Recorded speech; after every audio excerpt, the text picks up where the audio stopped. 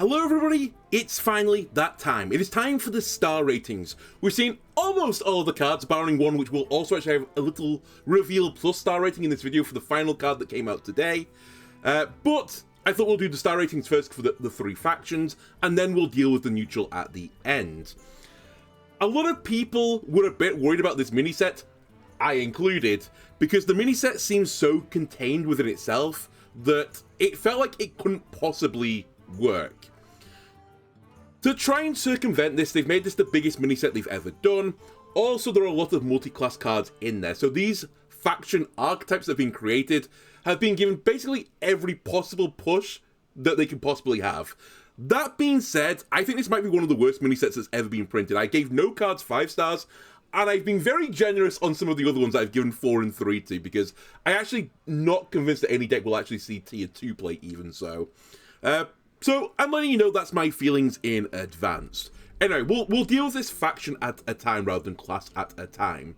We'll start with the Zerg. We have Kerrigan, Queen of Blades, Zergling, Spawning Pool, Brood Queen, Nidus Worm, and I'll deal with the Hunter ones first, Evolution Chamber, Roach, and Hydralisk. I think the Zerg is the only potential faction that could actually do anything particularly well. Maybe with one exception, but it's funnily enough doesn't include almost any of the cards from the mini set. I can see there being a strong Zerg deck, and I think it'll be the Hunter deck as well, which is kind of why I've put the Hunter cards on this page as well. Hunter has got a history of having token decks, having aggression decks, and indeed the Zerg archetype is swarming, filling your board full of stuff, buffing it, and then just sending everything to the face. And eventually Kerrigan finishes off the game with their effect plus hero power, plus actually just generating some more minions. The big weakness of the Zerg package, and this will come up again later, is really the Brood Queen. The Brood Queen is such a low tempo card for the Hunter Zerg deck, but you're going to have to put it in the deck because you'll never ever get another Zergling card ever again, or a Zerg card ever again. This is it. This is your entire lot in life. And I think if you don't include the Brood Queen, there's just not enough Zerg in the deck to really run it anymore. This might be proven wrong. There are ways to potentially copy the cards beyond their effects and reuse them. So maybe at some point Brood Queen gets dropped. At the very least though, even if the Lava takes an additional turn to transform after it gets added to your hand, that's the real slow aspect of the card. You might sometimes just play it as a 1-mana 1/1, and perhaps you'll be happy with that lot in life. Anyway, because I think this is the only deck that can possibly work, you could swarm the board with a bunch of token stuff. Hunter has got token synergies. They even use a spell token deck right now. I don't think they'll quite use the same list. They'll use something similar to it. But for all those reasons, I've actually given all of these cards 4 stars. If anything is going to reach tier 2, it's this deck. I'm not completely convinced. I think it's going to be the low end of tier 2 compared to what other aggression decks can do. But maybe, especially if you can high roll the Zergling into the Evolution Chamber, you could possibly do some really disgusting things. The other Zerg class are the Death Knights, the Demon Hunters, and I guess the Warlocks as well. I don't think either of these are going to perform particularly well. I nearly put them both as a 2-star class. And by both, I mean not the Warlock one. Warlock is going to be 1 star, but Death Knight has some issues. On paper, it looks like it should be really good. You play the Infestor, Death Knight has got a Death Rattle synergy, you copy the Death Rattle around, you get big Zergs.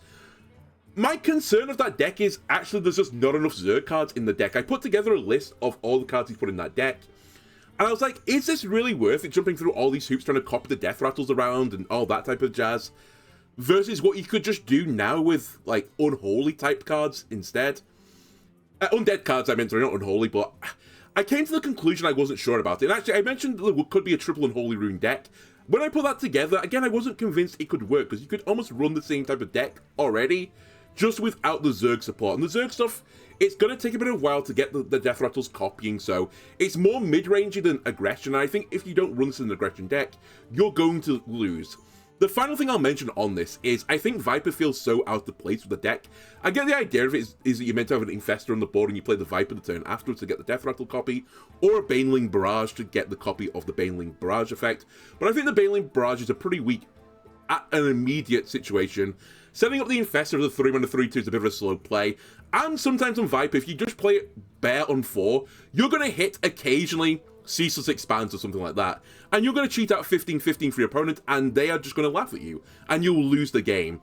I think for those reasons that it's going to have to be more mid-rangey, even maybe more control-y. I'm not convinced the Death Knight deck will work. I actually think the Death Knight will be the weaker of the Demon Hunter and the Hunter decks even. Demon Hunter, I think, has got more of a cohesive strategy together. It's just the current situation of the aggro Demon Hunter decks, which there are aggro Demon Hunter decks, sort of rely on giving your hero attack power and also dealing damage to your face via the priest cards and, you know, using the Taurus to copy it back to them. And I feel like the packages don't quite gel together, so you kind of have to run this other tokeny deck. And the unfortunate thing is, I think it's very close to being a viable list. It's probably missing about 6 cards, but this will never get any more support ever again, so we will always eternally miss those 6 cards. The real pain for the Demon Hunters is that the Creep Tumors, which is a fantastic card, you just want some more, like, value-orientated Zergs in there. And I say value in terms of, like, the rush effect on it and the +1 attack. You need some more, like, good stats around the 2 and 3 mana department, and it just simply doesn't have it, so I'm not completely convinced it'll work.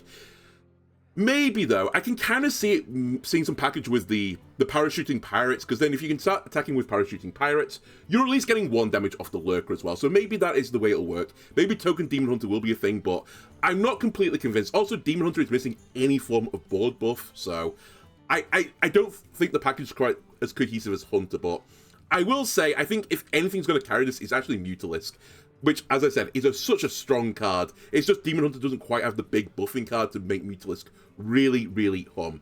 Anyway, after all this waffling, I've given them all 3 stars, but I've been very generous, I think. They're probably around the 2.5 star range. They might tip into tier 3, but there's a decent chance they're going to be in tier 2 as well. And I'm not even going to waste your time on Warlock. 1 star to each of these cards. This is a horrible archetype. It's anti-synergistic with one another. Terrible. Won't work. Now we go to Terran land, and I think the Terrans will have either the second best deck or the best deck, but it's going to be unbelievably scuffed. Only the Hearthstone team could potentially print a Terran class that might only use 1 Terran card in its best deck. They've managed to do it, though. My feeling is that Jim Raynor will see play in what is basically the Starship Warrior deck. You've seen these Starship Priest decks, the Starship Warlock decks, the Starship Druid decks, where you basically use the Arcanite Defense Crystal and, you know, copy it multiple times. I don't think there's any class better at doing this than Warrior, now that their Starship has mech on it. And I believe, and I could be wrong with this, in which case one of my ratings will change, and I'll let you know when I get to that. I believe you don't need to run any of the Starship pieces from the Starports, or the ones from the Liftoff, or the one from the class. I think it's locked in that that Starship will always be a mech. I don't think you need to have a mech die to get mech on it. It will just always be a mech. And because of that one reason alone, it suddenly elevates the Warrior package greatly. Because they also have mech support, so that is my feeling on what the Terran class is going to be. I think the next best thing, like, working as intended, is actually going to be the Paladin deck, so I put the Paladin cards here. I think that the most likely one to get this summon a bunch of cheap Starships deck working. They have Flood Paladin cards already. They have this in the expansion ready to go. And it once was a tier 1 deck. Now, it's missing some cards from the tier 1 days. Also, some cards have been nerfed from the tier 1 days, so it won't ever get to those heavy heights, but it could be a fun deck to play. Anyway, because of those reasons, I think that deck will be around tier 3. So I've given SCV, Starport, Liftoff, Hellion, Ultra Capacitor, and Salvage the Bunker all 3 stars. Raynor, I've given 4 stars to. I actually think this is the most likely deck to be a tier 2 deck, is the Starship Warrior deck. So we'll see if that actually comes to fruition. Finally, Ghost, which I think most people thought was going to be the most toxic card, and it probably will be the most toxic card of the Terrans. I've actually only given it 2 stars to. When I put together all my lists, I came to the conclusion that one of the 3 classes that use the Terrans that is most likely to use it is Shaman. But I also think the Shaman one is going to be the weakest of the 3 classes, and I think there is just more unfair bullshit that Shaman can do than just cause your opponent to discard 3 cards. It's annoying, people will do it, but I think it's too heavy for the cheaper decks like the Paladin ones, and then for the Warrior deck, I don't think the Highlander version will run it because they can just do Boom Boss instead, nor do I think the Arcanite Defense Crystal one will do it. They'll just run control cards instead, so I don't think it'll make either of those lists. It'll probably make the Shaman list, but the Shaman list I think is going to be pretty garbage. Then we get the Shaman and Warrior cards, and you've kind of had like an idea of what I think of these cards. Lock-on, Siege Tank, and Missile Pod for Shaman, and Concussive Shells, Thor, and Yamato Cannon for Warrior.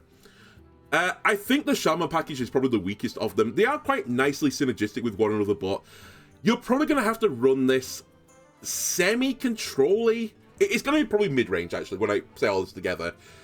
To get really big value off it, you're probably going to put your multi-battle cry cards in the deck as well to get even more value.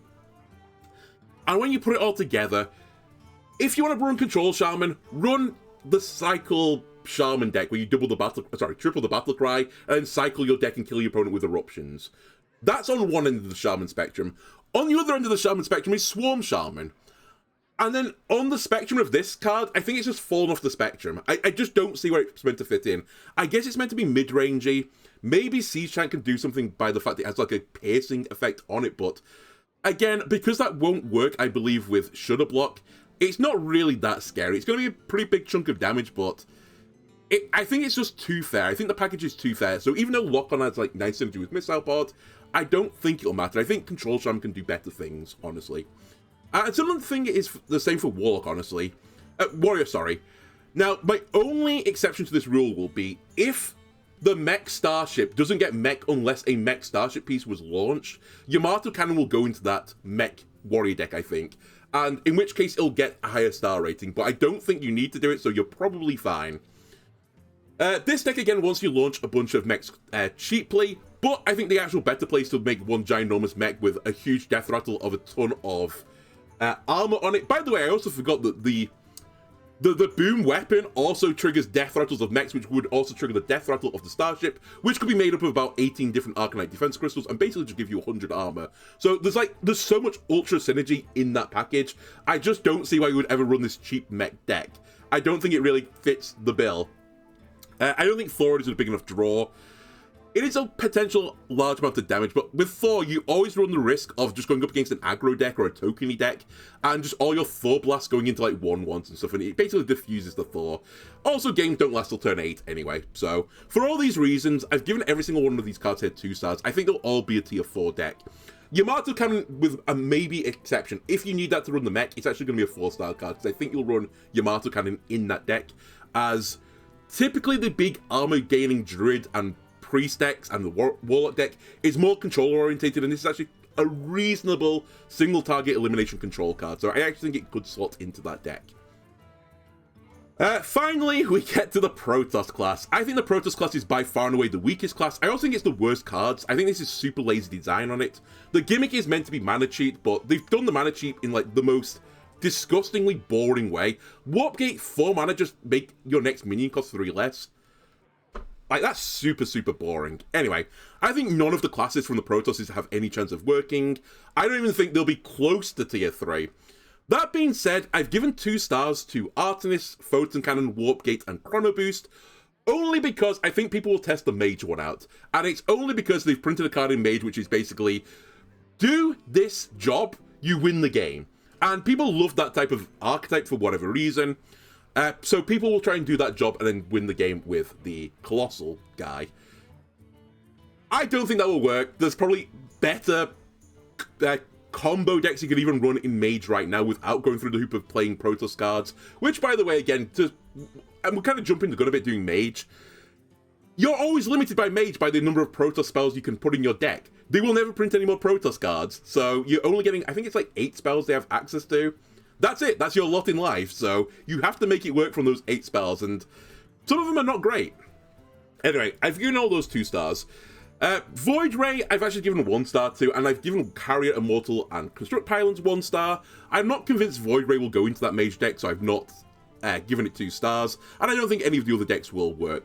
I've kind of warmed a little bit on Void Ray. I think it's better than maybe I gave it credit for in the reveals. It's still not enough of a draw to play the Protoss class, though. Druids, they just have better things to cheat out, honestly. If you're going to give Druid, like, mana cheat, like, it has to be, the payoff for it has to be huge. Because they already can do mana cheat really, really well, without using these finite, small pieces of cards, like the small package of cards. And at the end of the day, cheat out Carrier is not worth it. Immortal is also not very good with the current Taunt Druid package that's in existence, so bizarre cards that have been printed have no use whatsoever. And what's even funnier is the Dungar Druid deck that maybe would try and do something with Carrier. You lose one of your forward interceptors because you haven't got the board space for it, so terrible design, horrible cards, 1 star. Finally, we go to Mage, Priest, lol, and Rogue. As I kind of alluded to before, I think Mage is the most likely one to work of all of these, because Colossus is basically completely toxic. The idea of it is you'll play probably roughly 8 Protoss spells. That'll give you 18 damage. You'll copy the Colossus and you'll play it again, and that'll be lethal against a lot of decks. Some decks will gain armor though, for example the Armor Taunt control decks, in which case Colossus won't ever get lethal, and the deck will be too slow for it ever to work. So that's part of the reason why I don't think this will work. Also, you basically have to play Control Mage, and Control Mage never quite feels good. So people will try it. It's worth giving it 2 stars to. I don't think it'll be a tier 3 deck though. I could be wrong, but anyway, for that reason alone, it's actually given a bunch of other cards 2 stars. Priest and Rogue, 1 stars. Priest has had like probably the worst year it's ever had. They just gave random shit to Priest and just hoped like something would stick. It has no good control cards, and like that's kind of been Priest's remit for the entire game, is control Priest. They gave it some sort of like aggro overheal package type thing. I don't know what to call that overheal package. And it immediately nerfed like the 2 most crucial cards in the deck into the ground, so it's not viable anymore. The other sad thing for Priest is they don't really have any good draw right now, and the one good draw card they had, or like the draw engine they had, has also been nerfed, so like Priest is just not viable right now. Random value cards from Mothership is never going to be worth it in Standard, so that just won't work. And Sentry may be the most boring card I've ever seen, also 1 star. I will say, this may be the hottest of hot takes. I think of all of the Protoss classes, the one that has the most likelihood in working, like maybe a year down the line, is actually Priest. My only explanation of this is that Artemis launches charge minions when you play the hero, and Hallucination could copy the charge minion. So if there's ever a package for the next year that gives Priest access to buffing cards, also bearing in mind that the button for Priest is also a buff, and Priest has Raza in it, so you could refresh the button. If there's any package that generates a ton of cheap cards for Priest, or anything that generates a minion buff in Priest, there is actually a world where Hallucination and Artemis just basically go into their own deck together to generate charge minions that you can then play and copy and then kill your opponent that way. It's some sort of combo deck. So I think that is the most likely card to see any play of all of the Protoss cards. So watch this space on Hallucination. It won't work right now, but down the line, maybe something can happen. Finally is Rogue, Dark Templar, High Templar, and Blink. This package won't work just because there's not enough Templars. The gimmick is actually not that bad, but Rogue can do more unfair things than this. You're just not guaranteed to draw your Templars together, and you can only copy, realistically, and merge together 2 Templars without going through a bunch of hoops, and all you get for that is 8 damage to the face, which is a pretty good thing, but you are paying like 6 mana for some minions, so I'm not convinced it will work.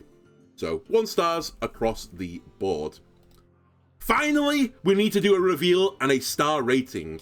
The last card, which they waited 2 more days to reveal, so you're expecting something incredible, right? It has to be set changing, change everyone's opinion on the mini set. It has to be hype. It's Grunty, 8 mana 3/4 Murloc. Battlecry, summon 4 random Murlocs, then shoot them at enemy minions. You pick the targets. Wow, guys, right, that's great. 8 mana 3/4, summon 4 Murlocs, and bam, bam, bam, blast them off. Alright, this card is garbage. I don't know what they were thinking, like, the development team frustrates me at times. It's mostly hard developing card games. I don't really, like, mean this to, like, heart, but you wait 2 days for, like, this is your pinnacle card of the set to reveal. It's Grunty, the one that can go in every single deck. It's the only neutral in the mini set. And it's just so weak. Alright, let me explain why this card is weak. What is the average stat line of a Murloc in Standard? It's 2.15 to 2.65 health. That's it. So this card is 8 mana 3/4, roughly summon 4 2/2s, maybe 2 3s if we're going to be generous.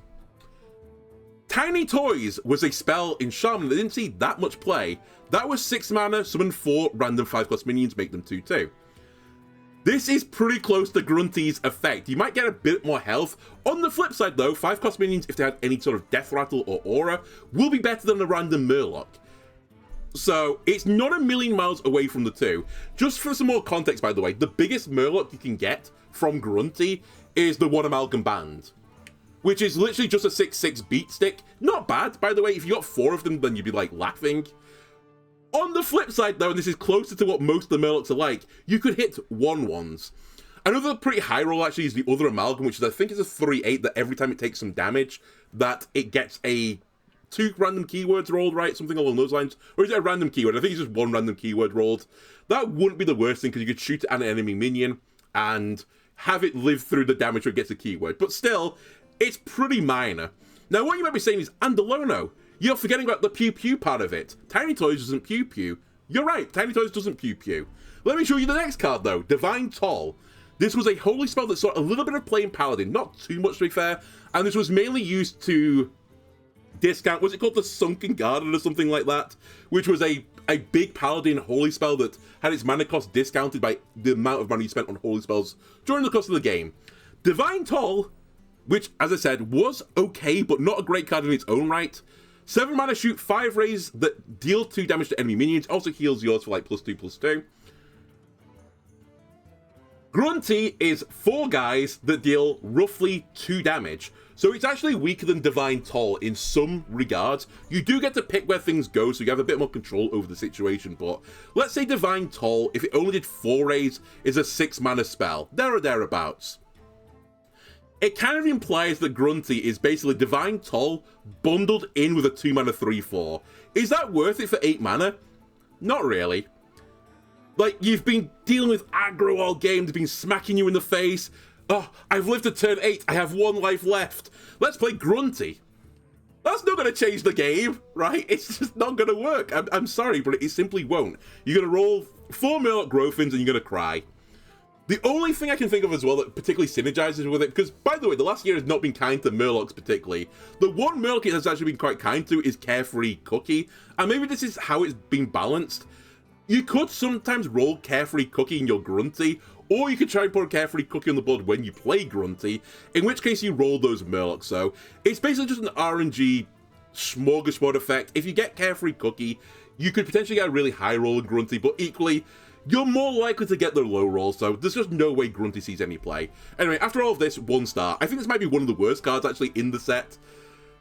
Terrible, terrible card. Anyway, I hope that's got your hype up for the mini set. It's releasing in 2 days. I believe it's on Tuesday when it comes out, in case, you know, you're watching this on a Monday. I will be checking some of the decks out. Probably a lot of the Zerg classes. Anyway, let me know if you think there's anything I've particularly missed, and maybe we'll pin it in the comment section if I've particularly overlooked a card. Anyway, hope you enjoyed this. If you did, why not leave a like and subscribe? Everything helps me out. I'll see you next time. Bye!